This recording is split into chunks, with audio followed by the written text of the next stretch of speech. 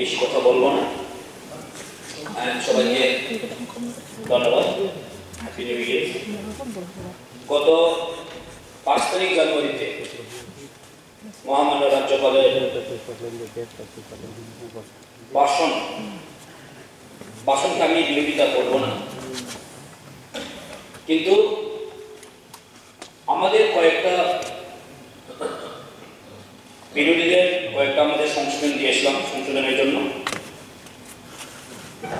তার সমর্থনে আমি কিছু কথা বলবো।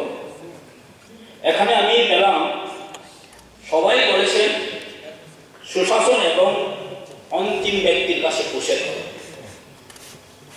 The maximum are saying that সুশাসন and অন্তিম ব্যক্তির কাছে বসে থাকে। How it is possible? মনে করেন যদি কেন্দ্র সরকার থেকে কোনো প্রকল্প যদি আসে বা মুখ্যমন্ত্রী থেকে কোনো প্রকল্প যদি যায়, কোথায় যায়? গ্রামে যেতে হবে, ভিলেজ কমিটিতে যেতে হবে। কিন্তু বর্তমানে ভিলেজ কমিটিতে কোনো পাবলিক রিপ্রেজেন্টেটিভ নেই। কি হচ্ছে? মাত্র ব্লকে একটা বিএনসি চেয়ারম্যান বসিয়ে ওইখানে পার্টির ক্যাডারে গিয়ে বেনিফিশিয়ারি সিলেক্ট করে তাহলে কিভাবে অন্তিম ব্যক্তির কাছে যেতে পারে? It is possible. I am saying today it is not possible. কেমনে হবে? আপনারা তো সবাই জানেন 23টা ব্লক, আমরা জানি সবাই, আমরা সেই কনস্টিটিউয়েন্সি থেকে আমরা রিপ্রেজেন্টেট করছি। আমরা জানি গ্রাসরুট লেভেলে, গ্রাউন্ড লেভেলে কি হচ্ছে। গ্রাউন্ড লেভেলে কি হচ্ছে? আপনাদের মাসের কোনা যারা পাঠিয়েছেন, আমি অ্যাপ্রিসিয়েট করি, কেন্দ্র সরকারকে আমি অ্যাপ্রিসিয়েট করি। রাজ্য সরকার যতগুলো প্রজেক্ট কোটি কোটি টাকা ফান্ড পাঠাচ্ছেন, কিন্তু এই ফান্ডগুলো কি কাজে লাগছে না লাগছে না কে জানে বলুন? আমরা তো অনেক দেখেছি ওই কোটি কোটি টাকা, আমরা জবাব দিতে পারছি না, আমরাও পারছি না। কিন্তু আদৌ অ্যাকচুয়ালি এই কাজ কি জায়গা দিয়ে করছে না? তার জন্য আমি বলবো অন্তিম ব্যক্তির কাছে এখন বসেনি। বিকজ অফ 3 বছর অতিক্রান্ত হয়ে গেছে যে ভিলেজ কমিটি ইলেকশন এখনো হয়নি। পাবলিক রিপ্রেজেন্টেটিভ যদি না থাকেন তাহলে সেই অবস্থাতে কিভাবে আমরা অন্তিম ব্যক্তি আমরা আশা রাখতে পারি?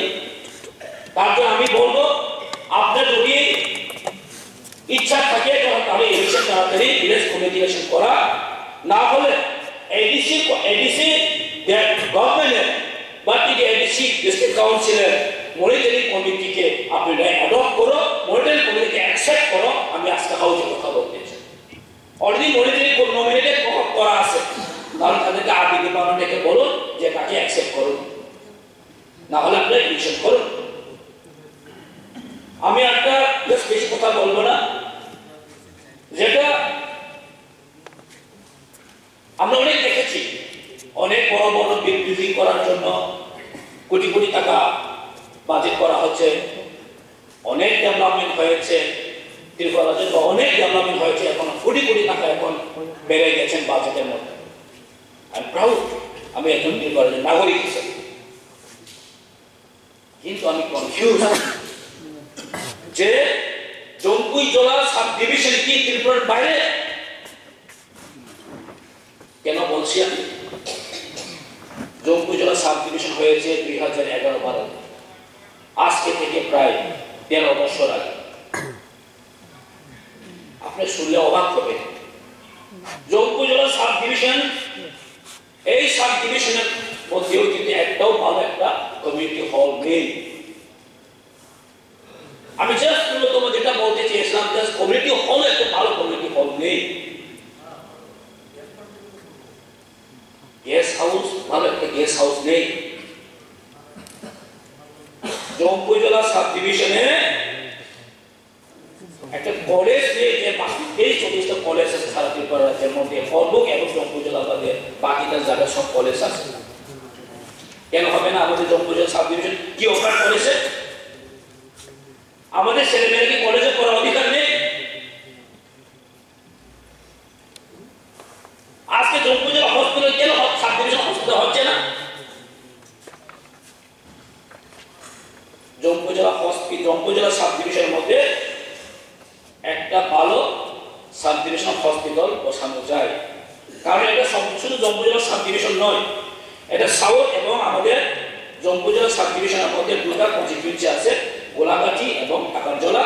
পাশে আমাদের আছে জিলা পাকমা, যেটা আমাদের আমবদশায়। এটা প্রতি এটা নিয়ারবাই না, এখন 1 লাখ পপুলেশন আছে ওখানে, একটা ভালো হসপিটাল খুললে কি অসুবিধা আছে? কিন্তু আমরা দেখেছি প্রত্যেকবার সবাই যায়, তাহলে কি বলে জম্মুতে একটা ভালো একটা সাব ডিভিশনাল হসপিটাল হবে, কিন্তু আজ পর্যন্ত কোথায়? আমাদের এনসি স্যার প্রাক্তন মন্ত্রী, উনি যখন মন্ত্রী থাকাকালীন সময় উনি কথা দিয়েছেন, এবং আমাদের প্রাক্তন হেলথ মিনিস্টার উনিও কথা দিয়েছেন, কিন্তু আজ পর্যন্ত এখনো হলো না। কেন? সাব ডিভিশন হয়েছে, একটা সাব ট্রেজারি নাই। 1000 টাকা আমাদের কাজ করলেও, কন্ট্রাক্টরে কাজ করলেও বিশাল মধ্যে এসে এই টাকাটা নিতে হবে। সাব ট্রেজারি নেই,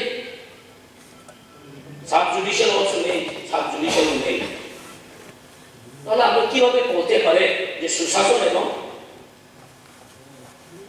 আমরা কিভাবে বলতে পারে যে সবকা সাথ সবকা বিকাশ? তো আমরা তো স্বাভাবিক গ্রেটার ইকুইভ্যালেন্ট সেপারেটে যাবেই না।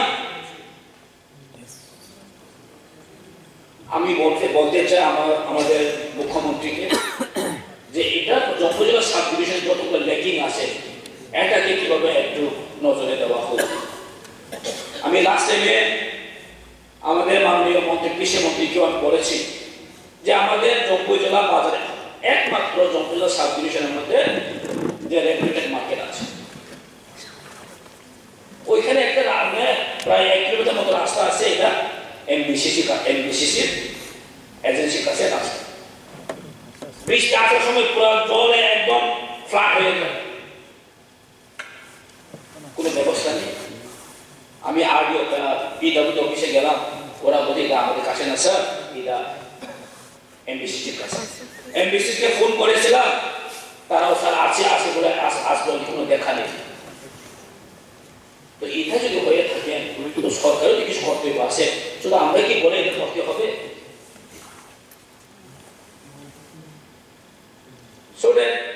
বেশি কথা বলবে না, কথা বলার অনেক কিছু আছে।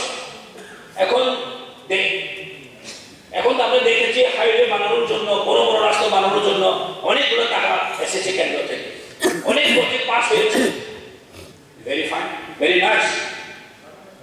এটা সত্যি, এটা এখন ইন্ডিয়া হচ্ছে ডিজিটাল হয়ে গেছে, ত্রিপুরা হচ্ছে এখন ডেভেলপিং স্টেট হয়ে গেছে। It's very good. এখন রাস্তাও বড় বড় হয়ে গেছে, এটাও ঠিক, আমিও দেখেছি। কিন্তু গ্রামীণ রাস্তাতে কিভাবে মেরামত করা যায়, এখনো কিন্তু এখন কোনো গভর্নেন্স কিছু আমি দেখিনি, যেটা এমবিসিসির মতো এজেন্সি নিয়ে বসে রয়েছে। আর পিএমজিএসওয়াই মতো এজেন্সি রাস্তা নিয়ে বসে আছে, এসিসিএল মতো অনেক রাস্তা আছে। 15 বছর আগে একবার রাস্তা নির্মাণ করে গেছেন, এখনো এসে রিপেয়ারিং হয় না। যেমন আমার এরিয়াতে কয়েকটা রাস্তা আছে, যেমন আমাদের চম্পনগর থেকে ওইটা শান্তিকালী এই আশ্রমে গিয়ে আসলাম, 15 বছর হয়ে গেছে, পুরো রাস্তা ভাঙা একদম। তো এরকম এজেন্সিকে দিয়ে কাজ করিয়ে এখন দেখা নেই, ফোন করলেও কেউ পাত্তা নেই। আর স্টেট গভর্নমেন্টের কোনো হস্তক্ষেপ যদি না থাকেন, তাহলে আমরা কার কাছে থাকবো? তো তার জন্য একটা আমি বলতে চাই যে এই গভর্নরের যে স্পিচে যে আমরা বিরোধী ব্যাংকরা যতগুলা যে অ্যামেন্ডমেন্ট এনেছি, তাকে সংযোজন করে পুনরায় আবার একটা পেশ করলে আমার খুব খুশি হবে। এটা আমাদের একটা অনুরোধ থাকবে। Thank you. বক্তব্য